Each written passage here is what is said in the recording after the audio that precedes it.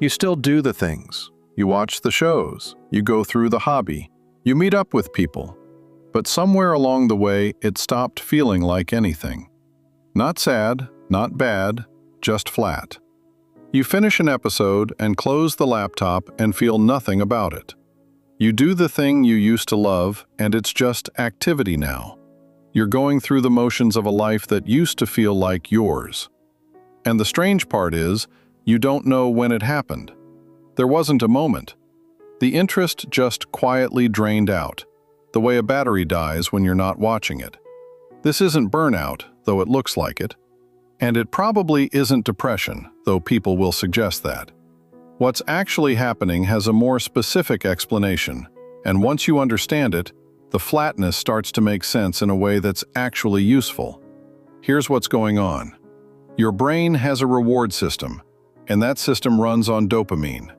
Not dopamine the way it gets talked about online, where every scroll is a hit and every notification is a spike. The actual function of dopamine is about anticipation. It's the lean toward something, the thing that makes you want to do the thing before you do it.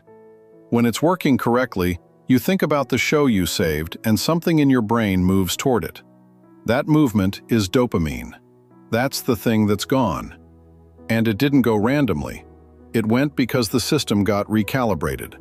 The brain is always adjusting what counts as worth wanting based on what it's recently been exposed to. It's not a fixed system, it's a comparison system.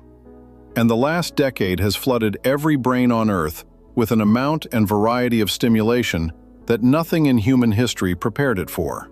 Phones, feeds, on-demand everything, the ability to access any content at any moment.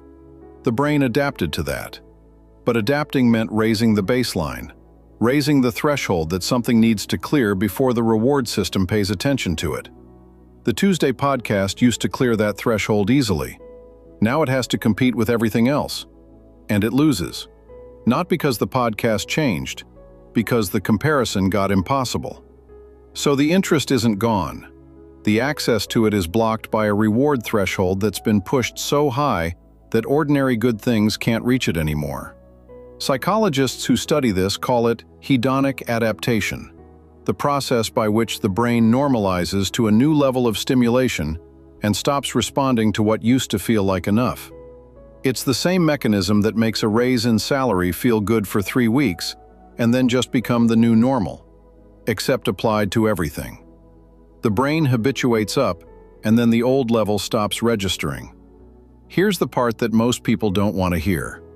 A big driver of this isn't stress or sadness or life being hard. It's consumption.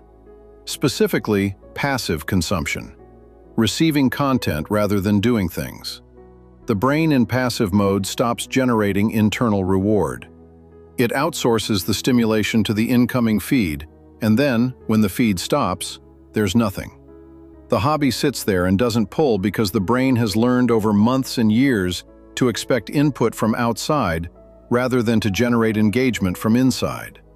Sitting down to draw or play or build or read something demanding, things that require the brain to produce rather than receive, stopped feeling natural because the brain has been training itself out of that mode.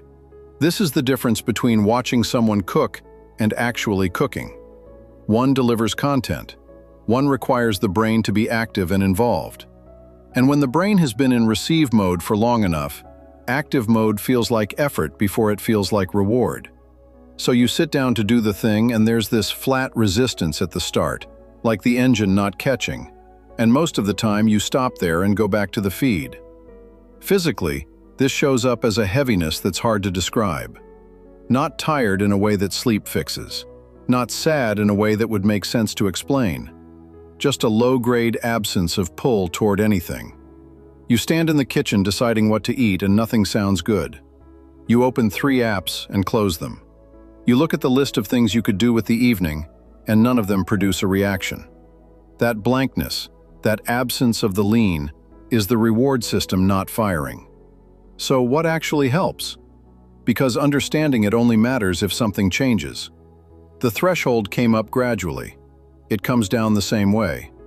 Not through a detox or a dramatic reset, just by deliberately choosing lower stimulation options more consistently and giving them longer than feels comfortable before deciding they're not working.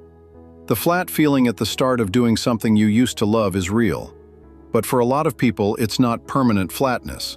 It's the warm-up taking longer than it used to because the system has been spoiled by things that start immediately. The other thing that consistently works, according to research on intrinsic motivation, is shifting toward making things rather than consuming them.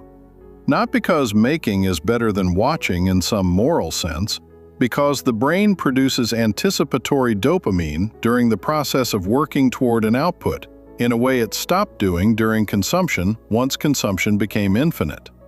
Building something, cooking something, writing something, fixing something, anything where the brain is generating rather than receiving, starts to rebuild the internal reward circuitry that passive consumption gradually dismantled. You haven't lost interest in your life. Your brain learned to expect more than Tuesday can normally deliver. That's not a character flaw. It's not a sign that something is deeply wrong. It's what happens when a comparison system gets fed an unfair comparison for long enough. The things you used to care about are still there. Your brain just needs the threshold to come down far enough to reach them again. And it will, if you stop feeding it things that make everything else impossible to compete with.